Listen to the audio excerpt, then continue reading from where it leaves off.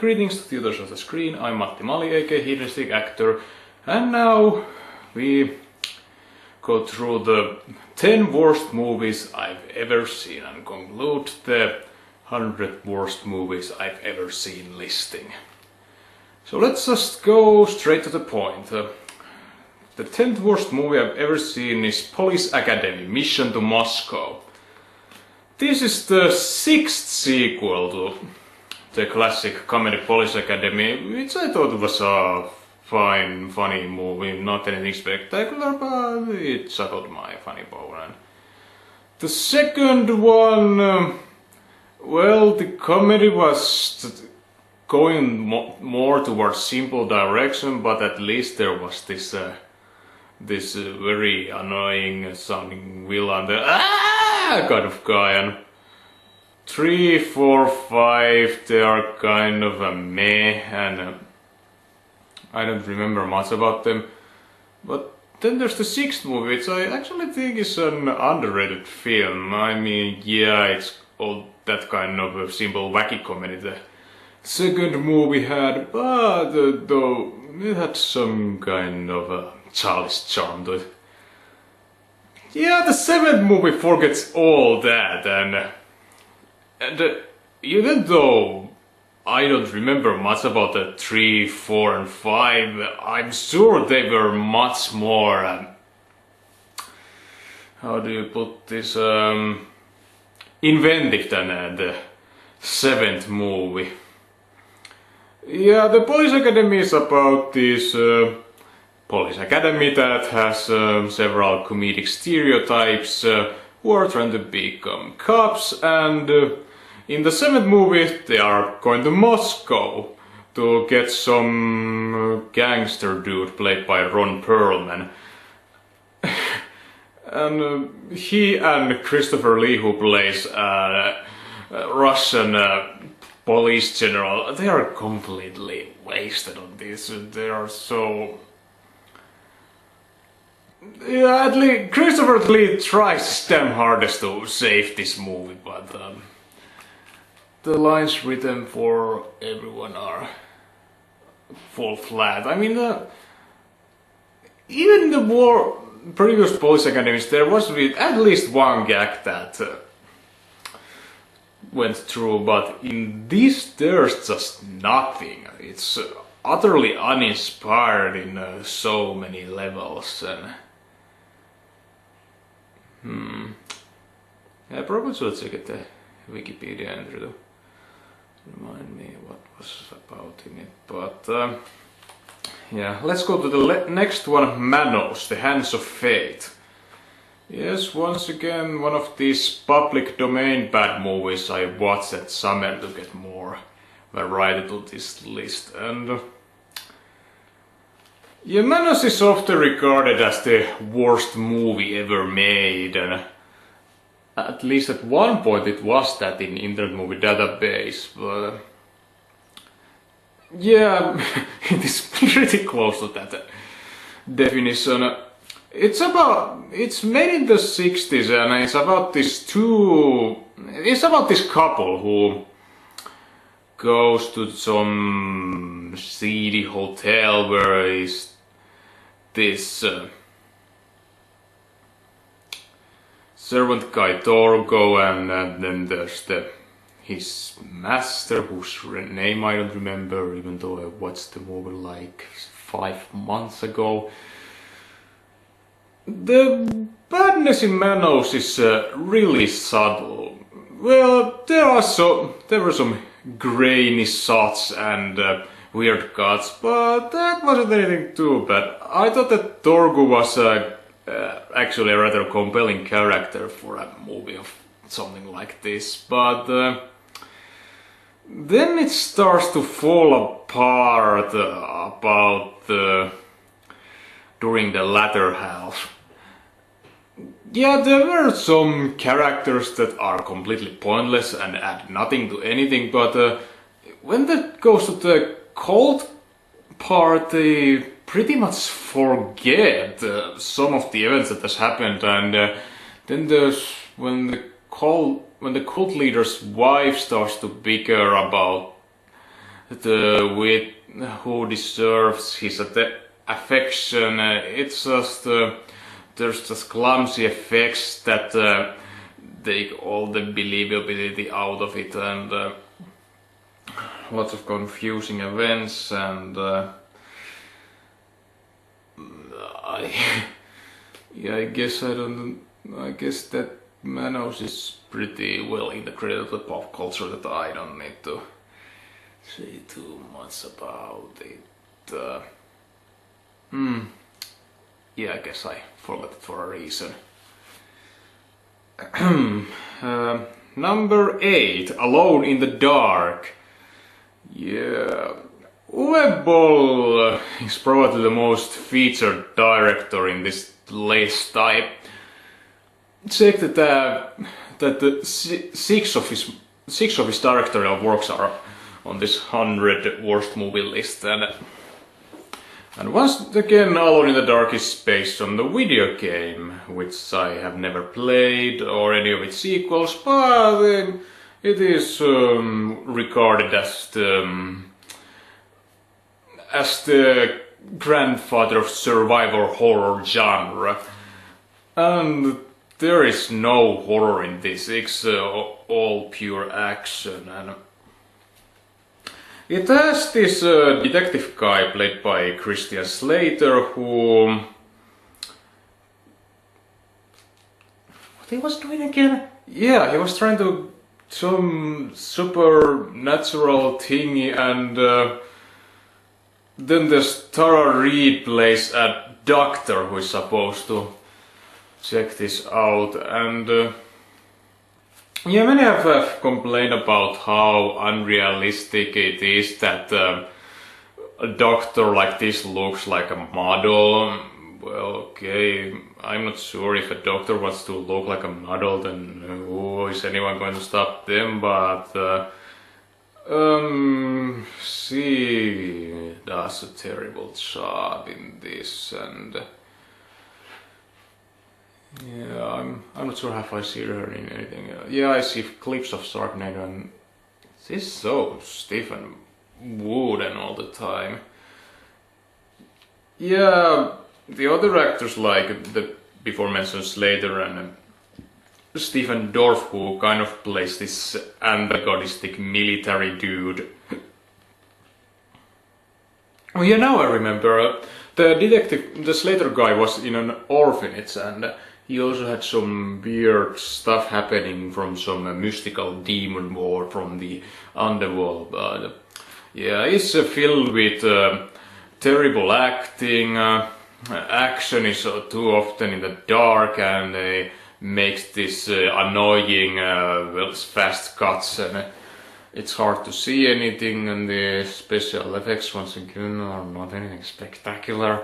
Well, in 2005 getting good CGI was rarer than it is now, but yeah, I'm pretty sure it doesn't represent the classical games at all, although I'm sure it represents the 2008 video game, which is apparently bad. Next we have Battlefield Earth. Oh yes, yeah, even though the credits mention the director is someone named Roger Christian, it's pretty much John Travolta vehicle. He plays this alien called Turl, who is integrated to pop culture with this classical when you will learn how to spell your name, I was trained to conquer galaxies. Yeah, it's kind of a bizarre mixture of its comedic roles, and there's aliens called Cyclos have taken over the Earth the years like 3000 or something, and then there's this human guy played by Barry Pepper in very low-key style, which is quite a contrast to the John Travolta's so over-the-top performance, and the Cyclos capture him, and then he's starting to get everyone in the Resistance. There's also Forrest Whitaker as John Travolta's pal, and that also one hell of a bizarre casting. Yeah, I don't think I read much tell you about the badness of this because it's pretty well known, and it was the Nostalgia critic reviewed it in for his 100th episode, and but John Travolta is over the top, Barry Beber is so low key, and everyone else kind of sleepwalk through all of this. Well, I guess at least Travolta has fun doing it, so I guess that's something. And it has weird camera angles. Well, the effects are kind of neat, but the plot is stupid. The Psychos does all kind of very stupid, nonsensical things, like their way of taking guarding the prisoners is to take still shots of them, and yeah, why they don't have regular video cameras? I mean, these guys can travel through space, yet they don't have a video camera. So, dude, fuck. It was done. Number 6. The number 6th movie is the worst Finnish film I've ever seen, and I intended to review it someday, so I'm going to do an exception to this list and not reveal this one. Yeah, I'd like to have some surprises in the future. Well, for those of you who really want to guess, then I can give a little bit tiny hint that the movie in question wasn't made during this decade. That's the only clue I give about it, but I'll review it eventually when I first reviewed the 2 other bad Finnish movies, The Shadow of the Eagle and Us, so just wait for it. It's something rather special. Well, I can also give you a hint that it was a first of its kind. And what was it first of? Well, yeah, I'll let you to figure that out. So let's go to the number 5, Turbo, a Power Rangers movie.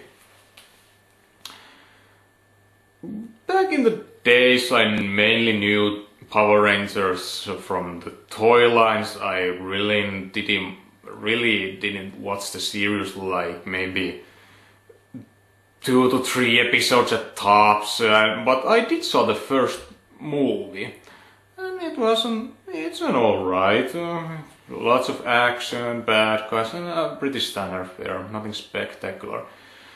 But then there's this movie, which was apparently also a pilot episode for the Power Rangers season 5. They are about these 5 teenagers with attitude who dress up in these fancy costumes and fighting against the evil aliens. One of their main antagonists was Rita Repulsa. They're like, I got this voice! And something like that. She was like entrapped in the moon or something. Yeah, and this I guess alien dude named Jordas. Wait.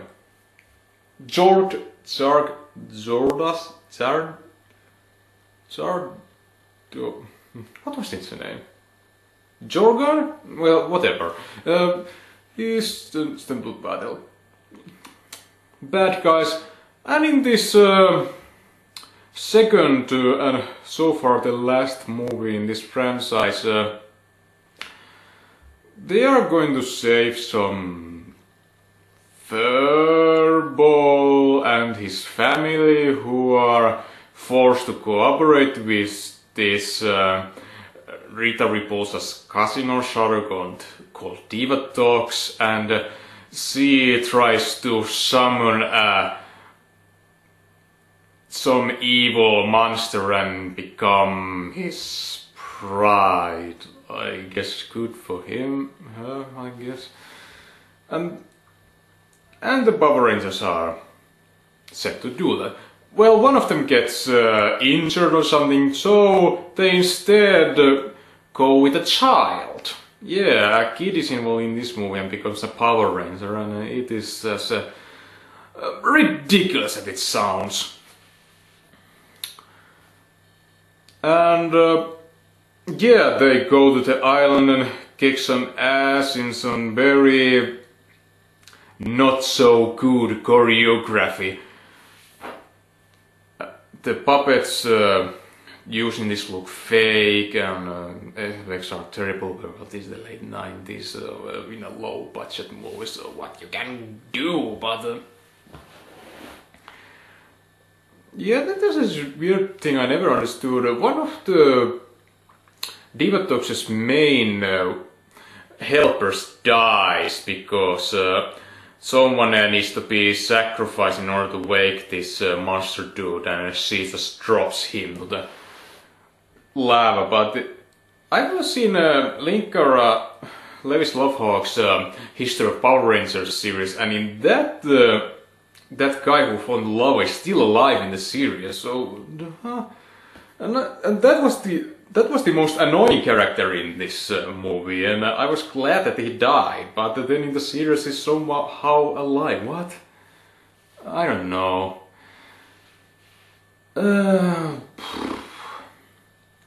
Yeah, and the dialogue just lacks. It's just a very lackluster compared to the previous movie that had something resembling a budget. It was an alright ride, but the Turbo the Power Rangers movie, not so much. And the fourth one, House of the Dead. Yeah, this is the last Uwe directed movie in this list. Yeah, it is one of his...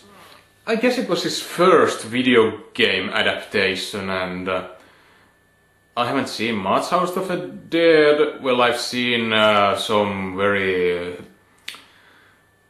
very confusing cinematics from House of the Dead 2, where the acting is just really wooden and horrible. It's like an alien trying to comprehend human language. We must protect the life cycle. This is the final battle, or something like that effect. And House of the Dead, it has this group of teenagers who are going on a rave, and then zombies strike. The actors in this include Jonathan Cherry, Tara Leitch, Clint Howard is probably the biggest name in this thing. I guess there was someone else, but yeah, the characters are uninteresting. The fighting choreography is beyond belief, and added to all that, it's very gimmicky. It has all this kind of clips from the actual House of the Dead game, just randomly put in there for no rhyme or reason. And then there's this game over screens whenever a characters die, and well, let's just say that I guess I give the benefit of a doubt to the Dr. Ball that he tried to get more to the video game kind of feeling, like in 2 years later when Doom movie had this one first person segment, but that doesn't translate very well to the film format.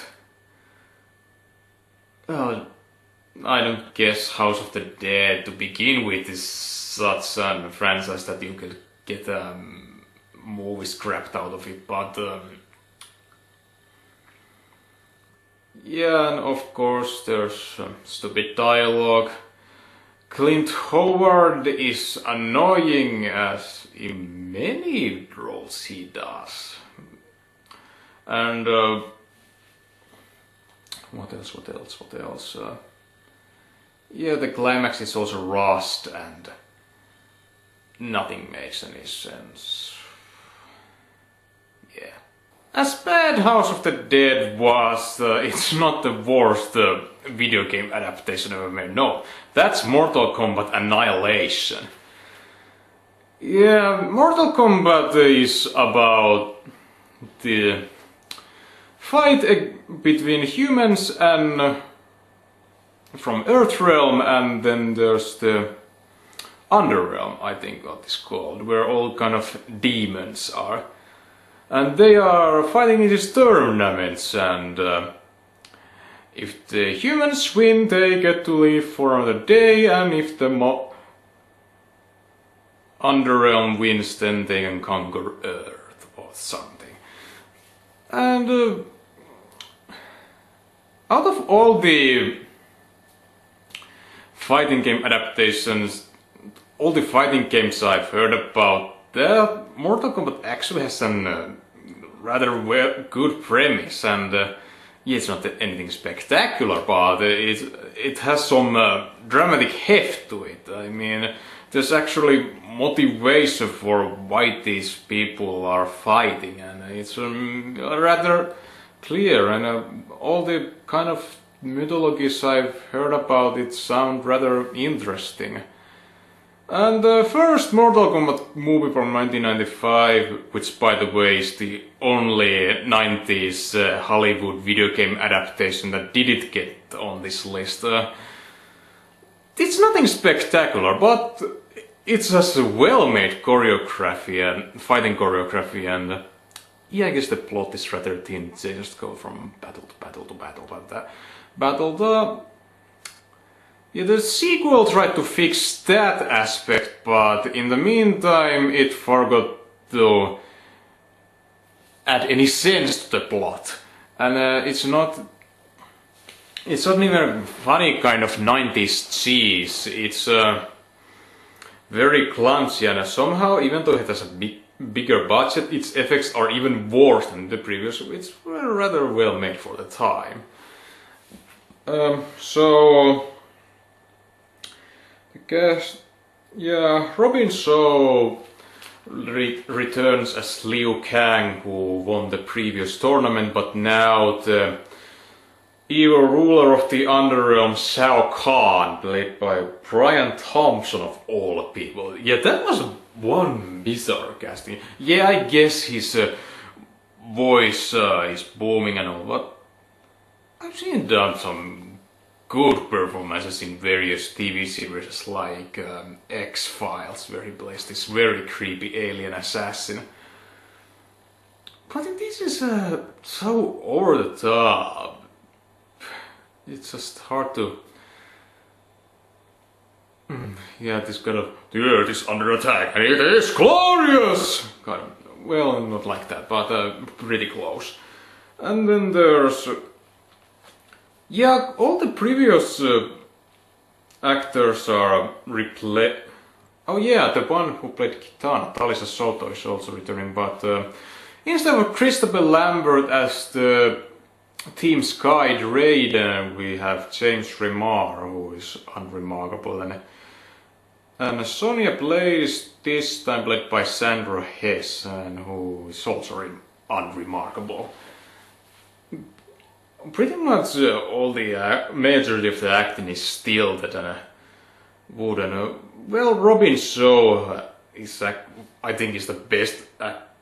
Does the best performance in the bunch. His performance is somewhat realistic, but yeah, the Mortal Kombat Annihilation suffers from the same problem as the first Street Fighter movie, that it has too many characters and it can't focus all of them, and a majority of them are just cannon fodder for the heroes to punch their fist in. And yeah, I mentioned the actor is clumsy as well. That's something around. And then they had the audacity to kill one of my favorite characters from the previous movie. I don't say which, you probably know this already, but he dies pretty much in the beginning, and I thought this was funny in the previous movie, but here he's just gone, so he could be replaced with this Jax guy, who, Yeah, I didn't write down who played him, but some red lynx or something? I don't know. But yeah, that's all I should say about it. It's an utter betrayal of the decent, funny, cheesy action flick. This removes all the fun out of it. And decent action. It's really clumsy. Yeah. The second worst movie I've ever seen, Meet the Spartans. Yeah, this is the only from those Jason Friedberg, Aaron Seltzer directed parody movies that I've seen in its entirety. I've seen some clips from Date Movie, Epic Movie and Disaster Movie, and yeah, I don't need to see any of them, because I've seen this one parody movie, which is a parody of the likes of 300, which is about these Spartan warriors fighting against Persian, which I haven't seen. Yeah, I would have normally watched this kind of movie, but some friends were watching it at one school place, and I happened to be in the place, so I told them, yeah, there are friends around, so I guess I could check it out, so I would never have to see any more of them. Yeah, this movie doesn't know how comedy works. And it doesn't know how parody works. Yeah, I see some of the resembles, but the main problem is that the gags go for overly long, and of course the special effects are also cheap. Who were in this movie? Sean McGuire, Carmen Electra. Yeah, she's kind of a regular visitor in these kind of movies. Kevin Sorbo. Yeah, he was in that Hercules series, I haven't seen that, but apparently, yeah, he did a good job in this. Nothing spectacular, but at least he wasn't so goddamn annoying like the rest of the cast. And the Persian dude, Persian king, I don't know who was yeah, I don't want. Yeah, I guess I don't need to dwell in this more anymore. So yeah, I guess they still make these parody movies, but apparently no one cares enough to raise their voices about it. I guess the last time anyone cared about this was that Vampire Sucks movie, which was a parody of those Twilight things. Okay. Let's just go to the worst movie I've ever seen, Son of the Mask. Yeah, this is a sequel made 10 years later to the 90s comedy classic about this guy who finds a mask, puts it on, and becomes this super flexible superhero who can bend reality or something, and that was funny. And what you need to know about the background about my relationship to the mask is that, and the betrayal, Son of the Mask, is that The Mask is the movie that made me want to become an actor. Yeah, I saw it like in the age of 6 and thought that Jim Carrey was just phenomenal, and he was my, I think was my first celebrity idol. Although these days I've seen more towards serious actors, and people like Johnny Depp and Michael Fassbender have replaced him as the main goal of acting. But Jim Carrey is still phenomenal, and even in his bad movies he is rather hilarious. So Yeah, I wanted to see Son of the Mask out of morbid curiosity because it was on the Internet Movie Database, the worst 100 movies list. And back at the day, I was curious to see those kind of bad stuffs. And so the nothing from the previous movie is referenced in this. They have nothing to do with the events of this movie. It has this this animator played by Jenny Kennedy, whose dog or he finds the mask from the river, the mask that apparently belonged to the Norwegian god of mischief Loki, who is played by Alan Cummings, and he is going there to retrieve the mask, but his father Odin, played by Bob Hoskins, is rather aggravated about that he lost the mask and he goes to find it. Yeah, Jamie Kennedy has a wife played by Traylor Howard, who is familiar from Monk, and she's so lost in here, just like Jamie Kennedy is. Where Alan Cummings is he's also terrible. Well, he's not as terrible, but in a more kind of an annoying way terrible. And the writing... this movie bears me down. And the writing is again very stupid, and it has many bizarre... Yeah, it tries to be a comedy aimed at kids, but it fails on so many levels. It has I'm not sure if it even tries to be funny.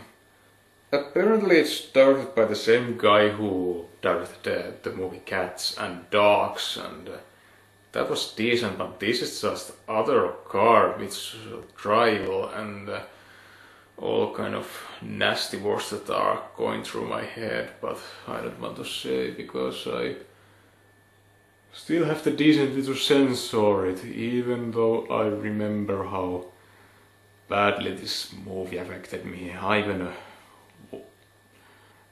have to walk out of several scenes, so just because I wouldn't need to watch the embarrassing stuff that was happening there.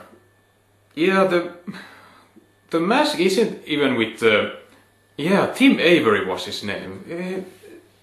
That's the same name that one that with that one famous animator. Yeah, kind of a weird coin reference to that. Yeah, so he only has the title or mask on him, like in a couple of scenes, and he's very fake, and he tries to be so much to be funny, but it's the mayor of his voice. Jim Carrey, he ain't. And the mask looks terrible in this. They felt the need to add this weird plasticky hair on him, which I don't know why. And well, CGI once again is terrible because it's weirdly disordered and out of its proportions. The majority of time the mask is with the dog and the Jamie Kennedy character's baby, and they are fighting for the daddy's affection. Yeah, that would be... I guess that premise would make a decent gag animated show, like just 5 minutes of verbal humor and that's it. Oh yeah, and the Jamie Kennedy character is trying to make a living as an animator and tries to take the idea of the mask character he was doing and Okay, these movies have driven me out of all energy. So yeah, that was the 100 worst movies I've ever seen. Yeah, I don't think that list is going to get new entries anytime soon, because after the great crap summer of 2015, I decided that unless it's for a review from this on, watching a bad movie has to be a social experience, so I need at least one more person to watch terrible movies with me, otherwise I just actively avoid them and try to get some good experiences. Yeah. Yeah, there may be, if the maybe some rare exceptions where my opinion just differs way too much from the public consciousness, but those are like one in a decade kind of deals. So now that these are over, I think I'm forced to return to reviews. Well, except at least one review before the year ends. It will be ready just for Christmas, and it's a Christmas related movie. I haven't dosed those in a while. Yeah, I guess you deserve it. And I try to make one more before this year's end, but I have good feelings from the next year, so I guess I could get the pacing back. So, I'm Matti Mali, aka Hero Stick Actor, and I thank you for your time.